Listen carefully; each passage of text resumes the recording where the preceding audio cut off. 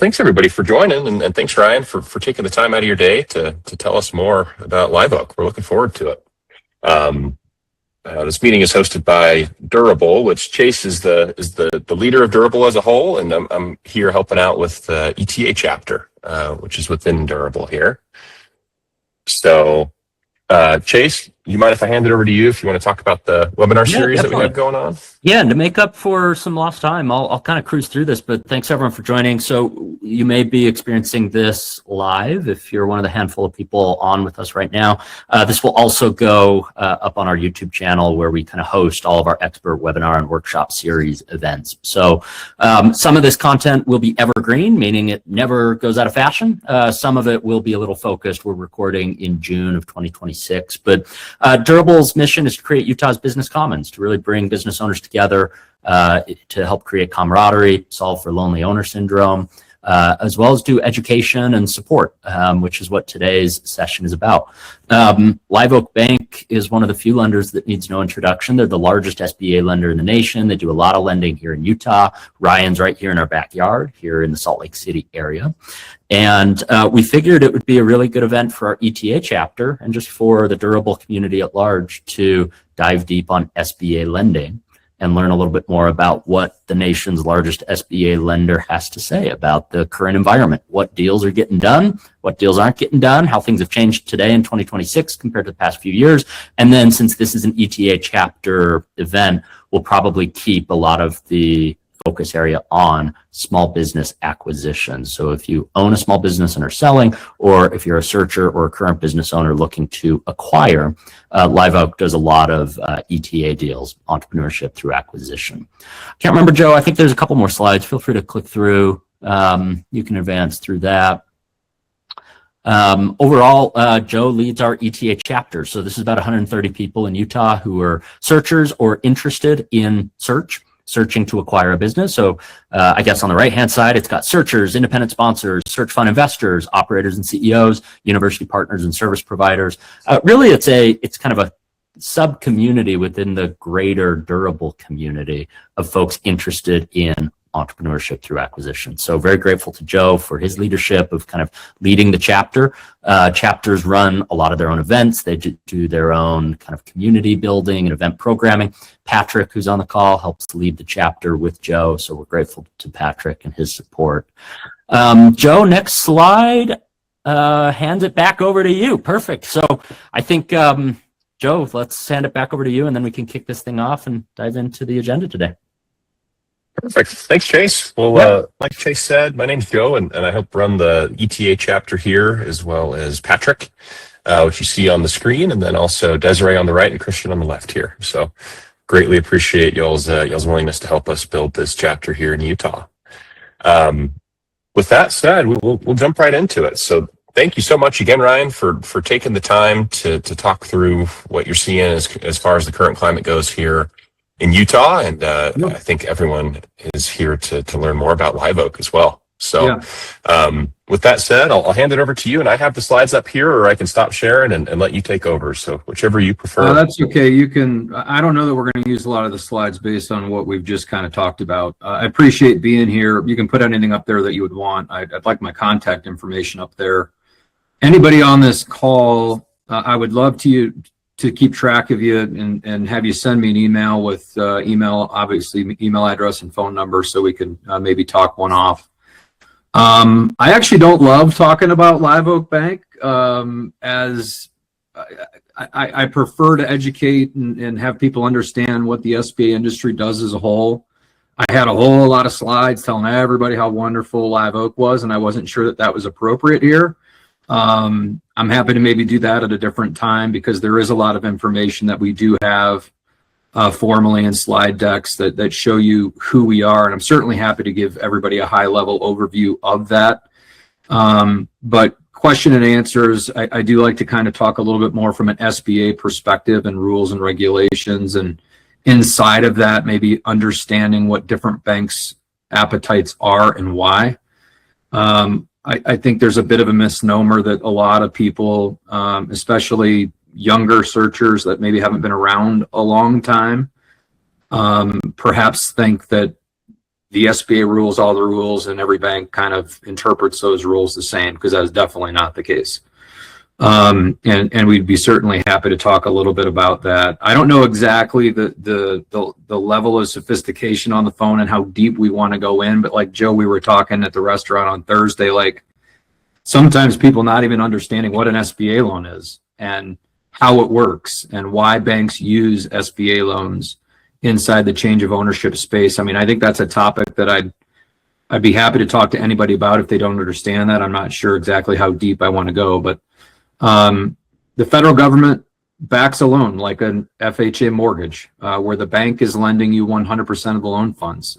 There are not loan funds coming from the United States government.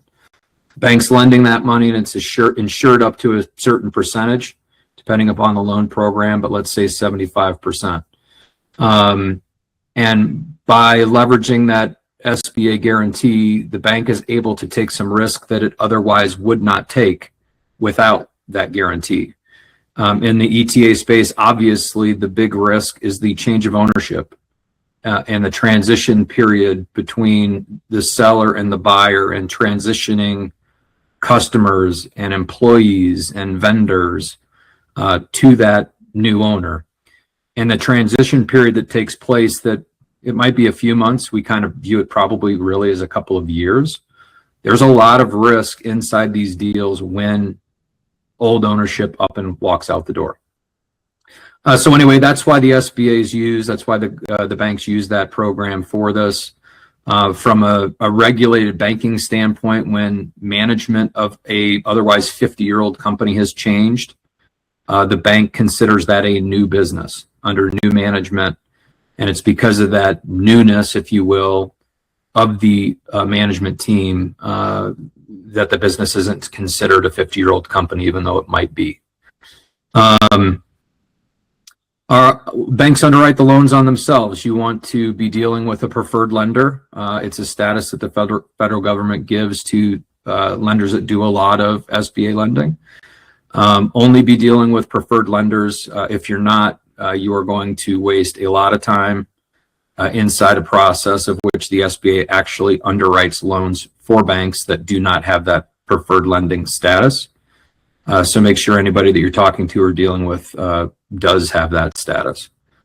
Live Oak is the nation's largest SBA lender. We have been for the last 8 years in a row, maybe technically 7 of the last 8 years. We're headquartered in Wilmington, North Carolina, and we operate obviously nationwide. I'm located in Draper, Utah. I work from my home. I've worked here since 2004, long before most folks operated remotely. So although I lend nationwide, I do like to stay in Utah. I like to not have to hop on airplanes to go see customers. And anything I can do here locally is definitely something I want to do.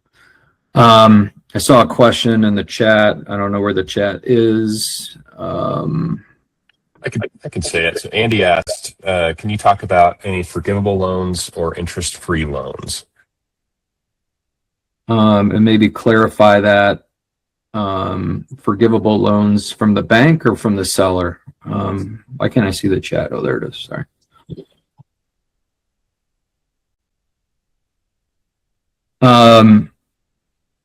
Well, from the bank's point of view, there's no loan that we're giving in the SBA space that's forgivable or interest-free. I mean, loan interest rates are risk-based, based on the deal at hand, how much unsecured exposure is there, how risky could the transition be, customer concentrations. There's a lot of things that might go into that. But typically the loans are based on prime and a spread. Prime is currently 6.75, I think. I think the Fed's kept it where it was last week. And that spread might be anywhere between, I don't know, 0.75 on the low end and 2.75 on the high end, somewhere in there. So it's a wide range of potential rates that we would just have to kind of talk about on a deal-by-deal basis. So again, the concept of any kind of forgivable loan, I wouldn't even know how to answer that, because you're entering into a loan agreement with the bank. You need to pay the loan back. All SBA loans require personal guarantees from anybody that owns 20% or more of the operating company.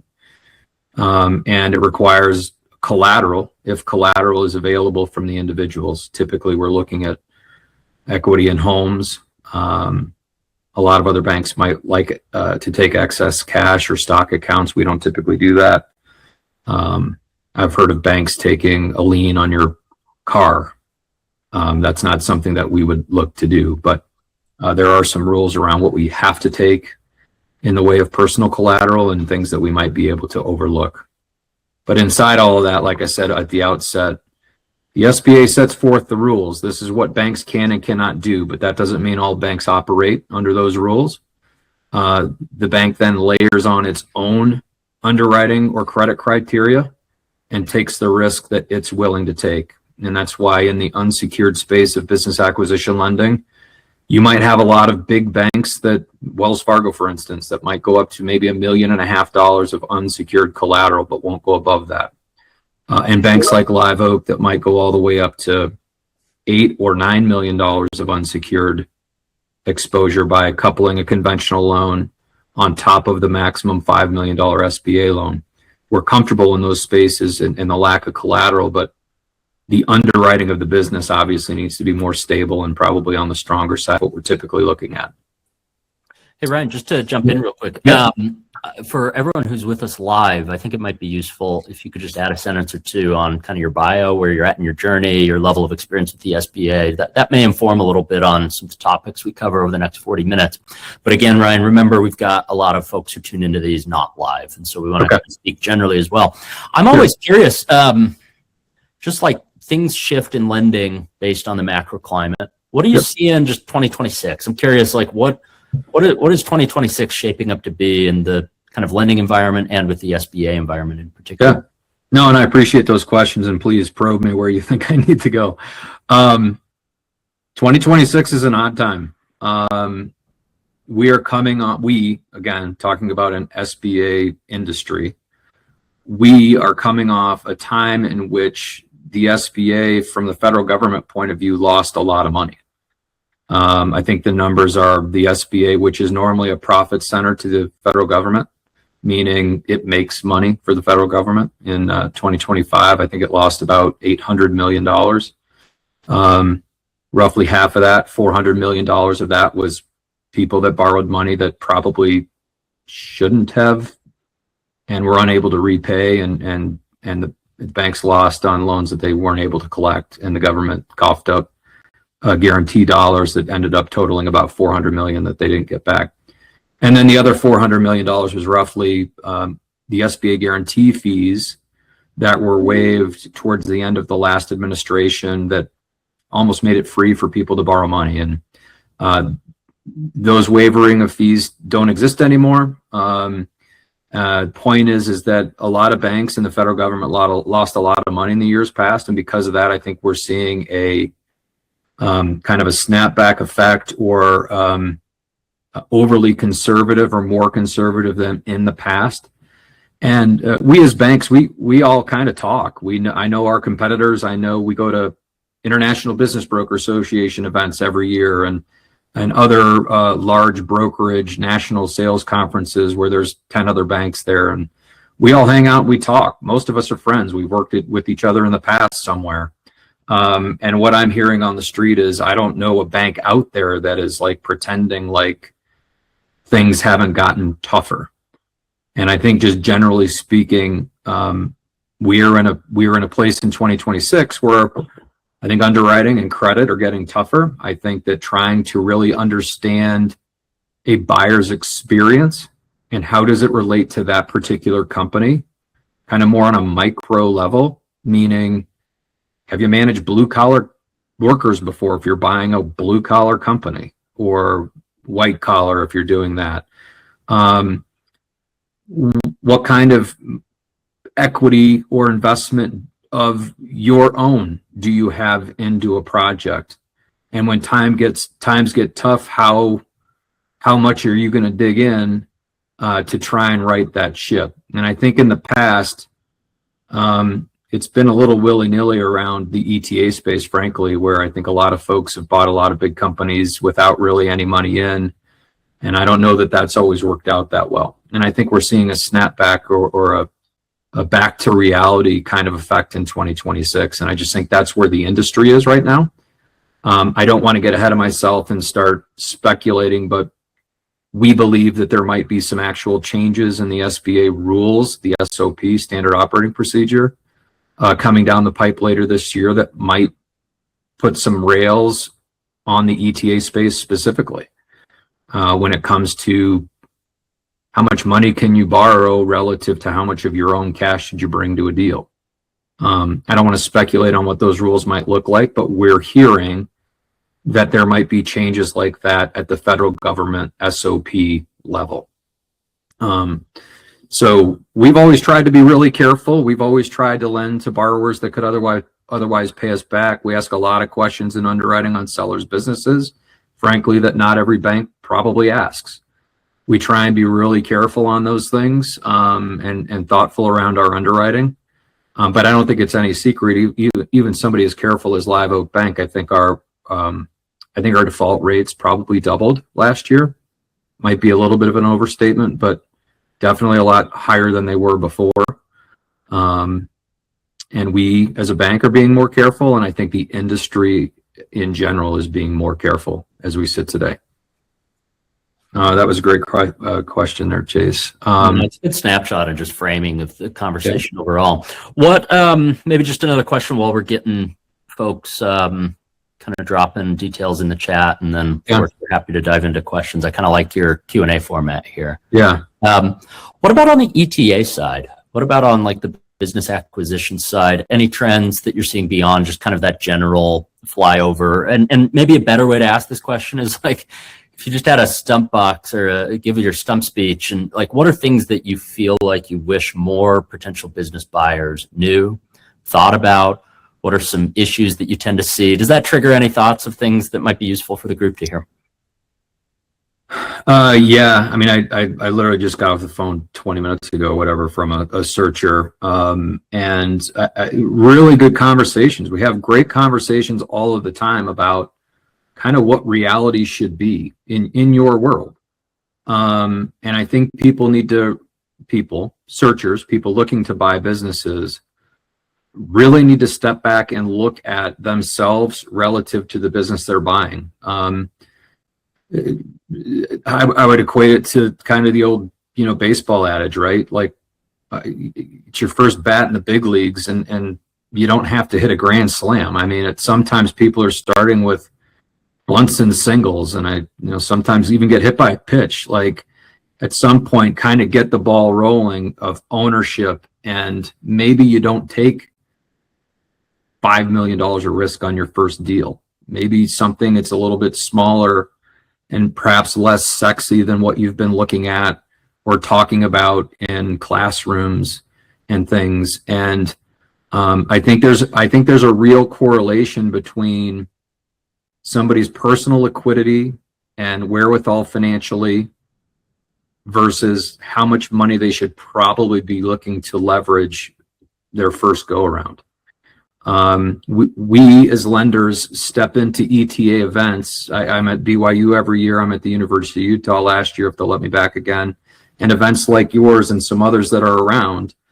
And frankly, I'm looking for the folks that maybe have a little gray in their beard, somebody that's been around a little while, where they've actually kind of saved some money. They've managed people. And I think with some of that life and work perspective, I think you realize that there is a lot of risk in what it is you're doing. And sometimes people that don't have anything to risk think that we should all jump in with them. And that's just not, I don't think that's really how, I don't think that's how deals are being structured now. I think they were that way a whole lot more, like, over the last 5 years or so. But I think that a lot of the banks are really kind of coming back to a little bit more realistic deal structure, borrowers having their own skin in the game, equity at the closing table, and maybe even a little bit of collateral. I mean, we need you to feel pain when things get hard. We want you to stick it out. And I think we've experienced a lot of folks willing to just throw us the keys early on because they don't really have anything at risk. And I think that's kind of probably a big change conceptually that's probably happening right now. Maybe even in the last 12 months or 6 months, depending upon who you're talking to, right? I think that's a great answer, Ryan. As the influencers and gurus seem to push it to younger and younger people each day. I'm curious, as a relatively younger searcher, are there success stories or maybe suggestions that come to mind for the searcher that has a few years of experience, has a bit of a network, but really is headstrong to buy a business, whether that be form an advisory team or strategic partners, or, do you have any thoughts in that realm? I mean, there's a lot of success stories. Again, you relatively have to understand your definition of what a younger person would be, right? Like, plenty of success stories with younger folks, 30 or under, again, but have had a job for 8 years, have done some management, and maybe their acquisition is the first one they've ever done. I mean, I can think specifically about somebody who was a customer of Live Oak Bank. I gave him a loan 5-6 years ago to buy a company at probably $1.5 million. He and his brother came in together. 5 years later, they 10x'd it. They exited for $15 million. Like, that happens. And I had to twist the arm of the credit folks to make this thing happen. And they were very, very, very successful. I think there are a lot of really young people who are very smart and will be very, very successful. But again, these guys didn't walk in the door and try and buy a $10 million company. They saw big benefit in $1.5 million company. They probably only had to put about 150 grand down.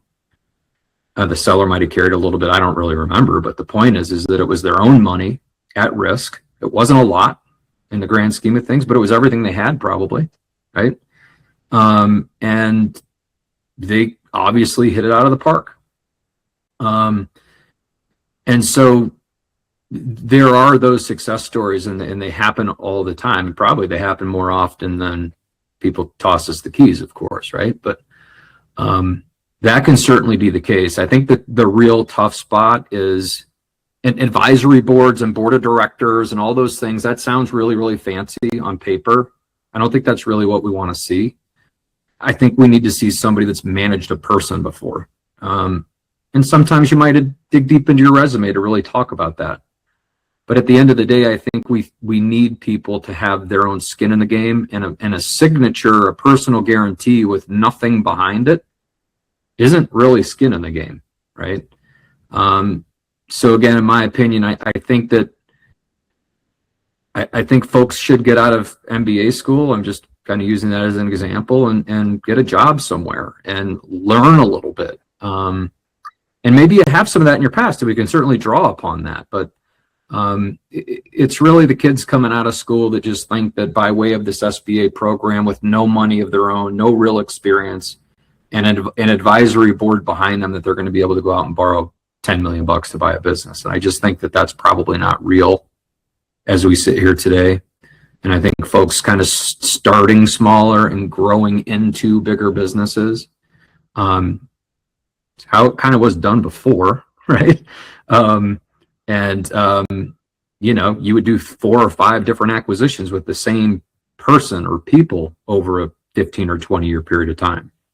And kind of rolled the money into the next and into the next. And people were, the other ETA I like to talk about is the expansion through acquisition, kind of starting small and then expanding by acquiring other companies that are synergistic or within the same industry or whatever.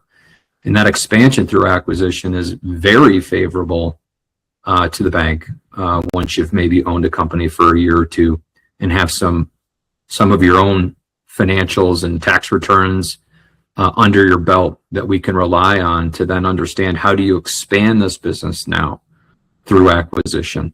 And maybe through the expansion, you end up with a $10 million company after a couple of bolt-ons, right? But kind of starting small, starting in a place where you're comfortable. I don't think that that's a wrong way to do it. That's how it's been done for a long time. So, I think we're up to date with the chat. Yeah, and feel free to throw in other questions or hop off mute and ask questions as they come up. Another one that comes to mind that I think would be a benefit to searchers is, searchers are navigating this sea of businesses that may or may not pencil. And of course, that's just the tip of the iceberg when you get something under contract to look into more. The buyer hires Amplio and Patrick to do their own due diligence and QV, but from the banking side, are there any common themes that you're seeing right now of where deals are failing when they get to QV, or where does your mind go when you think of, okay, the searcher sent me a deal that seems qualified, it's likely going to have these red flags, or this is what we're looking out for? I think that's a great question also, and I think there are just a couple of deal traits that are right out of the gate. I think where a bank starts, and anybody that's really analyzing anything and digesting the information and digesting the QOV, I think top line revenue trends is always a big thing. What is the trend of the company? Is it stable? Is it softly growing? Did it just hockey stick? Now the seller wants to sell. I think the top line revenues are kind of the first number that somebody might look at. From there, obviously net income margin or net operating margin, or even just gross profit margin, just the margin trends. That's always kind of a key thing that we're looking at. Is our margins erratic? And again, all of a sudden, we see it all the time. All of a sudden, a seller doubled revenues, and cut in half their margin, or I guess doubled their margin as well. Now they want to sell, and it's like, why wouldn't you hold on to this thing if you've just kind of struck gold and reaped some of the benefits? And I guess long story short on that is erratic margins is also kind of one of the things that we would be kind of super protective of, and really understanding or knowing what the buyer's actually getting and what this thing's going to look like down the road.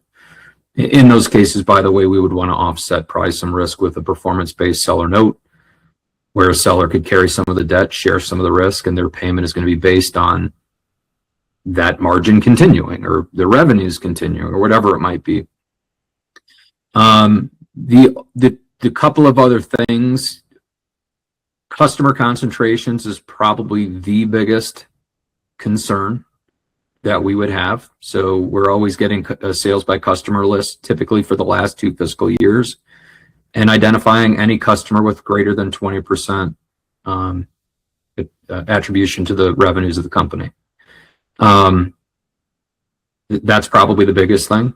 Vendors kind of put along that same line, vendor concentration. Nobody ever really talks about that, but that's a big risk as well. You're concentrated with some vendor, and you walk in the door as a new owner, and all of a sudden you don't have the same terms, or whatever it might be. And immediately they're going to charge you more, or cash on delivery. Like, you don't know what you're getting into. But a vendor concentration can be as big of a problem as a customer concentration, right? Those are probably the biggest things on the financial analysis side. Another thing that kind of trips us up, maybe along the same lines, is kind of relocation of the individual buyer. I think, again, in the ETA space, it's been really cool to sit from your office in Salt Lake City and identify some business in Georgia. And this is a business that you want to go buy, but you've never stepped foot in the state of Georgia. You don't know anything about it. We find a lot of risk with folks moving from a place or to a place that they're not familiar with. And there's risks of getting into a market that you just don't understand. That's probably another thing that a lot of banks are tightening up on, is that relocation part.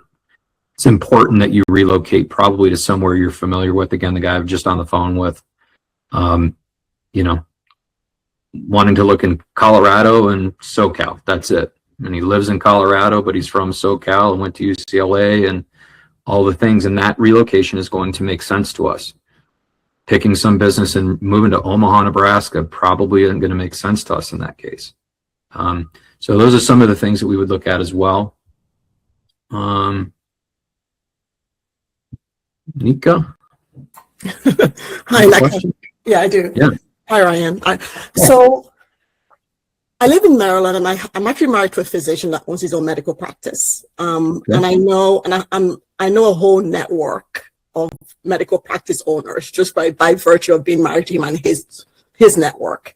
Yep. And each time we get together, they all kind of talk about the same issue of they have really good, strong financials, but on credit files, it's really thin because of the way they get the way they get paid by the insurance companies. Is not very predictable. It's coming, but it's not. It's sort of hard to time it, right? Yep. So how does that work? Because it seems to be a particular sort of issue with medical people in particular. Yep. We do a lot of lending in the medical space. But yeah, you're right. I mean, you've hit the nail on the head. Like, we talk a lot about in the medical space, like the first question we probably ask is, hey, what percentage of revenues is Medicare, Medicaid? What percentage of revenues is coming from private insurance, and what percentage of revenues might be private pay? And again, depending upon the business, that private pay not be making sense or whatever. But the point is that being able to collect those receivables and what your reimbursement rates are very important. And we dig into that, and we dig into what that timing is. It might beg more working capital into a project where your $2 million acquisition, which you thought maybe needed a couple $100,000 of working capital, maybe that working capital piece is $500,000 to $1 million, and all of a sudden your $2 million acquisition turns into a $3 million project just because the working capital that we need to add to the project becomes bigger. I mean, I can't really answer the question, how do you get over it? What I can tell you is, you're right. We ask a lot of those questions and really need to learn and understand how the buyer is going to do a better job than the seller to collect those receivables. That can be a hard argument to make. So we probably don't assume that things are going to happen better than the seller was able to do it. And we just have to work around the timing of being paid and how quickly that happens. Medicare and Medicaid can be a problem because overnight the government can decide they're reimbursing way less. We're seeing a lot of that in like the mental abuse or substance abuse and mental health space, where government reimbursement rates are moving downward significantly. That's why we like private pay in those kinds of spaces versus Medicare, Medicaid pay. But I mean, it's a great question. I wish I had a really good answer for you, but it's just something that we have to deal with when we're looking at those businesses inside that space. We have dedicated lending teams inside the healthcare space, from veterinarians to doctors and dentists, to, like I said, substance abuse and mental health. And we analyze each of those businesses differently. But again, we're asking the right questions right out of the gate to really understand what the business is and what those risks actually are. So, somebody has a question. Yeah, go ahead. I don't know. Tyler's asking about what's the term is a PLP lender. Are you preferred lending program? That's what PLP stands for. It's the government that states who is a preferred lender or not. And essentially, the government has to trust the bank is going to implement the rules the way in which they're supposed to be implemented. And banks that do a lot of lending and understand the rules, they're provided this preferred lending status. The other terminology used to be certified, CLP, certified lender program. That's basically where a bank underwrites the loan internally, and then literally, well, we used to put them in shoeboxes and mail the paper to the government for there to underwrite the deal. But the government actually underwrites a loan, and it's going to take them another month or so to do that. The preferred lender, PLP loan program, preferred lender program is who you want to be dealing with. I don't know that there's a database, Tyler. I think that SBA.gov, by the way, is the SBA's website, SBA.gov. And on that website, I think there's a map of the United States. You can click on Utah. You can click on any state you're looking at, and it will break out for you a lot of information in there, contact information to the local district offices. Every I don't want to say every state has a district because there's only one district in Utah, but in California, there might be 5 or 6 different districts and district offices within the state where you can contact those folks directly. They have databases of lenders that are doing loans. I think that is all posted on their website. You can literally click on the whole country and see who's doing loans nationally. That's all information that is out there. And then you can click on a specific state and see who's doing loans in that state. And I would just make the assumption that the top half of those lists are all preferred lenders. Or I think you could contact the district office and ask. I don't know that there's a database is my point, but.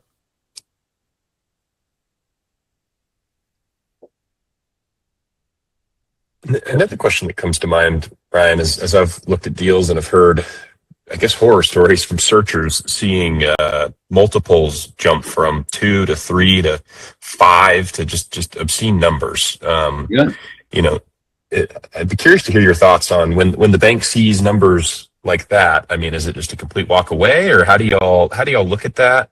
Yeah. Do you have an internal system, or what does that look like? Well, I'm going to step back for a minute and kind of give you my opinion on some of that. I think you had to take one economics class in college to realize that supply and demand was like a thing, right?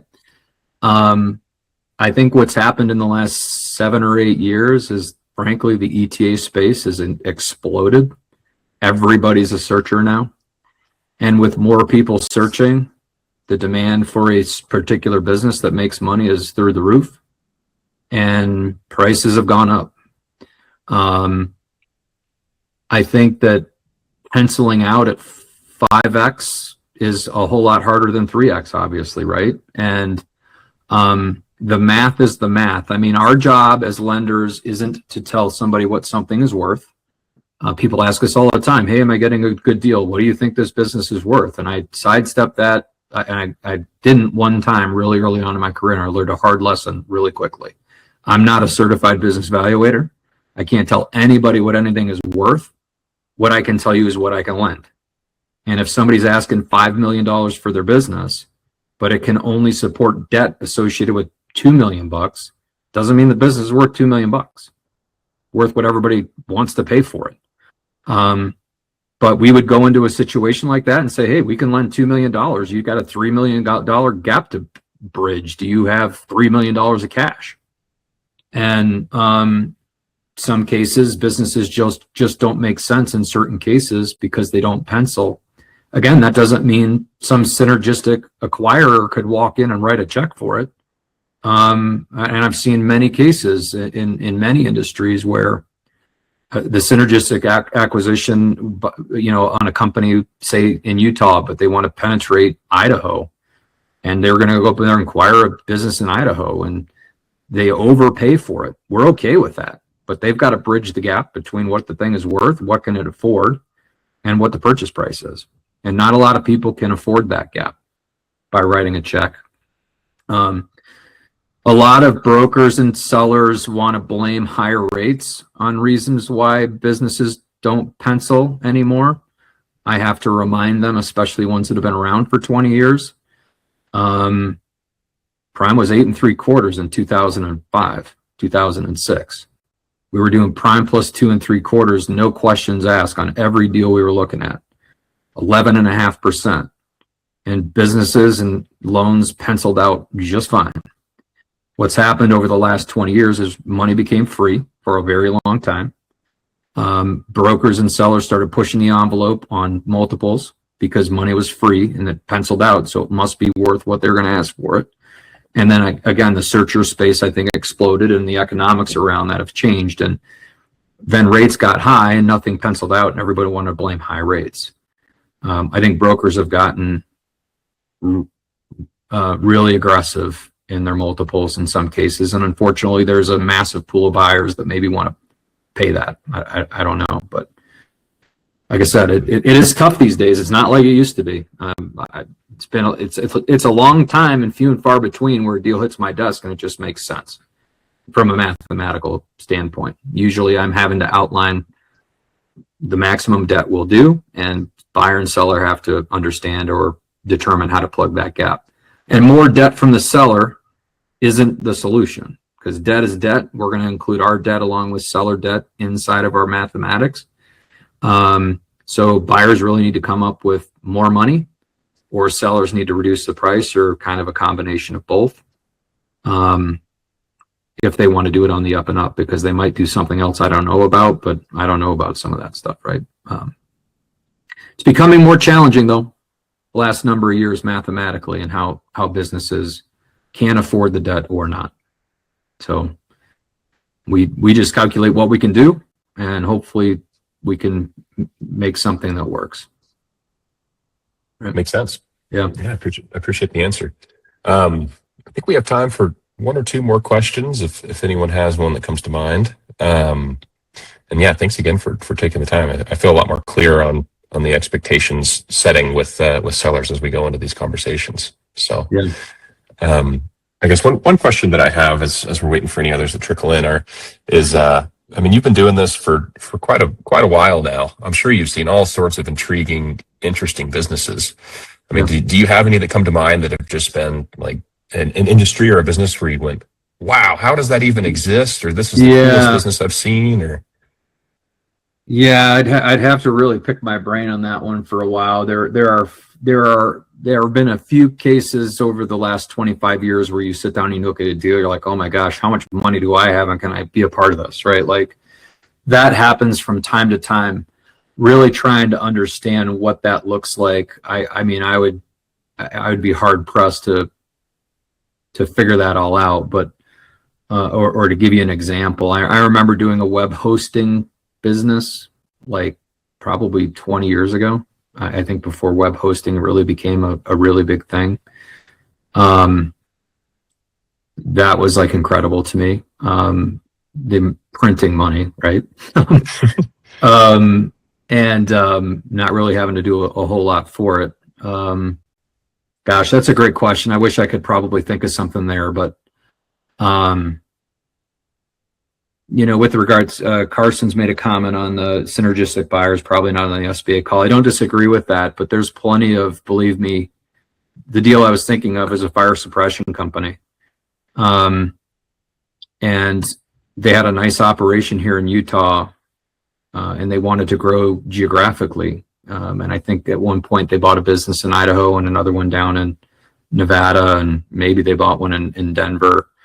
It's been a lot of years, but that was a case where, I mean, nobody could really write a check, if you will. They needed SBA dollars and they needed leverage to make this all happen.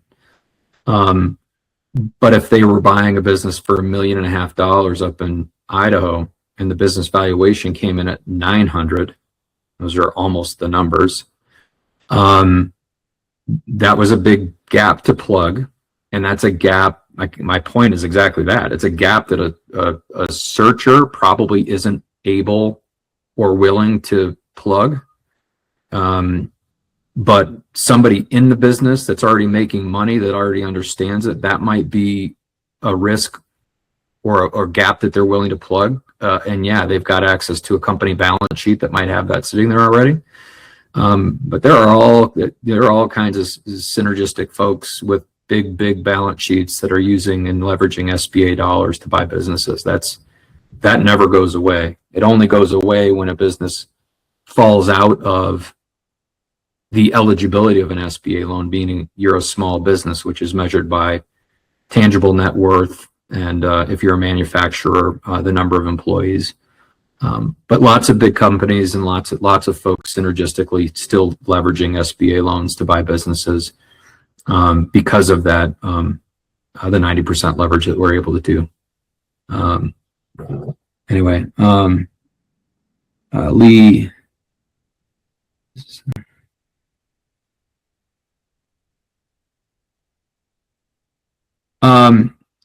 Yeah, Lee's question is good. I mean, yeah, there's always a list of things we won't touch. And again, this is lender by lender now. Well, some of it's eligibility, right? Like when you're in Las Vegas, you can't lend to a gentleman's club. You can't lend to somebody that half of their revenues comes from gambling. There's all kinds of stuff that's not eligible. and things that that lenders stay away from. And then on top of that, each lender has their space in which they don't want to operate. I mean, Live Oak, for instance, we don't want to operate, although it's very legal. We don't want to operate in the, gun manufacturing or ammunition manufacturing, like kind of some of the stuff like that. The stuff that we have a big appetite for, a good appetite for. People want to know industries, and there's probably industries as a whole. Like I said, go to Live Oak. I don't even know what our website is. It's probably liveoak.bank. We've got a list of industries there that we specialize in. There's about 30 of them.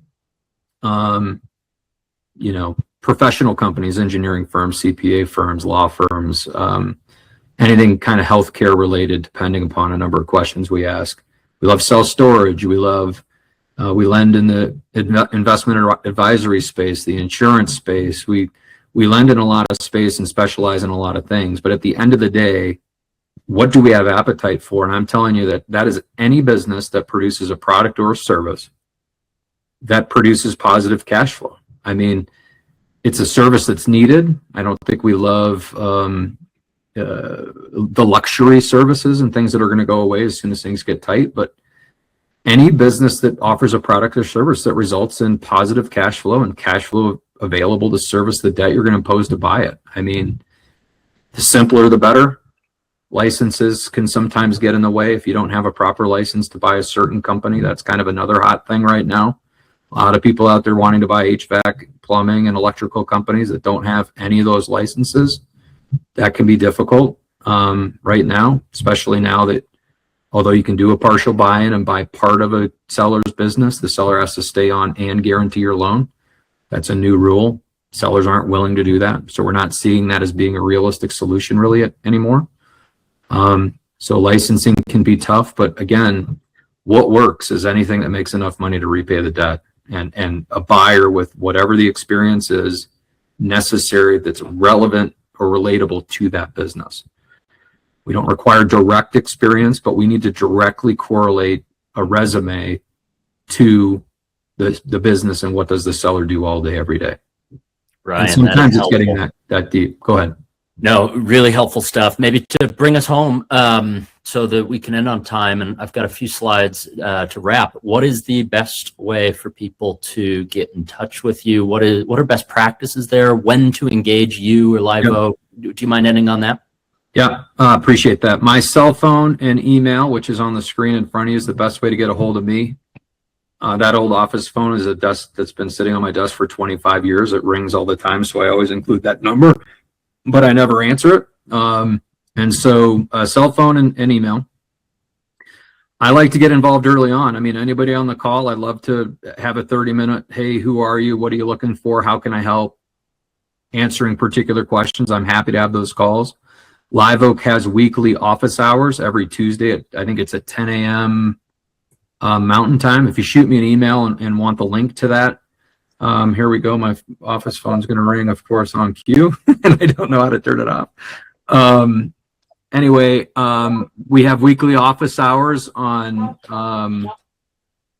Tuesday at 10, and it's a lot of the SBA 101 and a place where a lot of people can jump on the phone and ask a lot of questions, and people can hear other people's questions and things like that.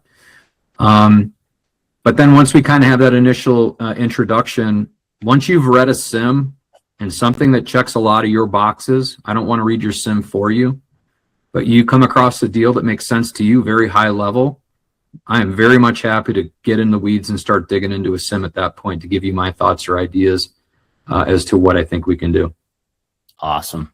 Yep. Well, yeah, I found sending you memes on your text messages very early to be the best way to get in contact with you. Yeah, listen, everyone else. You do that, then they're coming back. So, you know. Ryan, I think this is valuable because, like, I think some people don't realize, like, yeah, behind the large lenders are humans who can chop up a deal with you and talk through the merits and strategy. Yeah. And the best lenders are the ones who say exactly what Ryan just said, which is get me involved early. Let me help you get out in front of the top things. And yeah, sometimes when Live Oak isn't comfortable with a deal, that is a really important data point because of how much history and lending experience they have. And so I always love getting Ryan or others at Live Oak's feedback on deals. I think it's happy to help any way I can, anytime.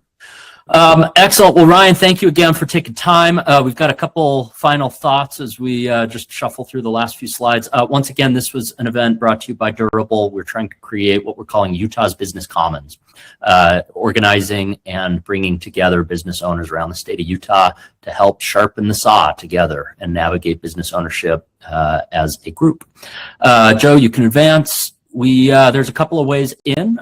You can join the Durable Dispatch. This is our semi-regular email newsletter that goes out. We do business spotlights. We have blog articles and content. We share our event programming, which is the second way in. Come out to an event. We do online events, live events here in Utah, or you can go deeper by joining a peer group, which I think we have a slide on coming up. Another thing that we try to plug is our Slack community. We have about 250, 300 business owners in our Slack community. It's a great place to jump in, ask a question, connect with other business owners. I highly recommend joining that, which you can do through that QR code. Joe, next slide is our next few events. So let me plug a couple of cool events coming up. The Peer Roundtable is essentially a live board meeting where 2 business owners bring their top challenge in a confidential environment with 10 other business owners. That event is full, but keep on the lookout for future Peer Roundtable events. Those are some of my favorites that we do.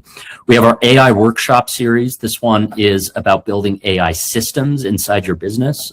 It's done through one of Durable's community members, Adam Frederico, who runs a landscaping company, and an organization called Sage Creek. They're an AI consulting group. So it's a 75-minute event live on a webinar, so anyone can join from anywhere around the world.